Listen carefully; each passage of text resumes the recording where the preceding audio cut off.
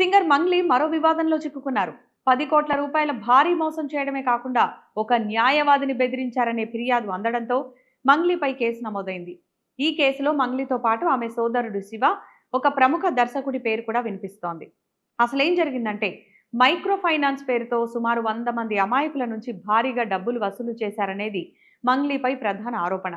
అధిక లాభాలొస్తాయంటూ దాదాపు 10 కోట్ల రూపాయల మేర పెట్టుబడులు పెట్టించుకొని ఏళ్లు గడుస్తున్నా లాభాలు ఇవ్వకపోగా కనీసం అసలు కూడా తిరిగి ఇవ్వలేదట.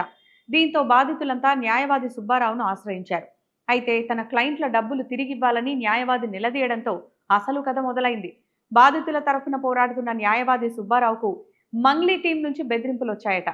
ఈ కేసులో మంగ్లీతో పాటు ఆమె సోదరుడు శివ, విరాట పర్వం చిత్ర దర్శకుడు వేణు ఉడుగుల తనకు ఫోన్ చేసి తీవ్రంగా హెచ్చరించారని బాధితుడు ఆరోపిస్తున్నారు. నిన్ను రోడ్డు ప్రమాదంలో చంపేస్తామంటూ భయపెట్టారని న్యాయవాది పోలీసులకు ఇచ్చిన ఫిర్యాదులో పేర్కొన్నారు.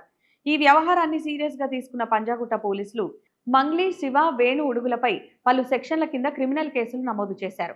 ఈ ఇన్వెస్ట్మెంట్ ఫ్రాడ్ లో దర్శకుడు వేణు ప్రమేయం ఎంత, అసలు ఈ డబ్బు ఎక్కడికి పోయింది, మంగ్లీ టీం నిజంగానే బెదిరింపులకు పాల్పడిందా అనే కోణంలో పోలీసులు దర్యాప్తు ముమ్మరం చేశారు. క్రేజీ సింగర్ గా పేరున్న మంగ్లీపై ఇలాంటి ఆరోపణలు రావడం ఆమె అభిమానులను కలవరపెడుతోంది. మరి ఈ కేసులో పోలీసులు ముందు ముందు ఎలాంటి చర్యలు తీసుకుంటారో వేచి చూడాలి.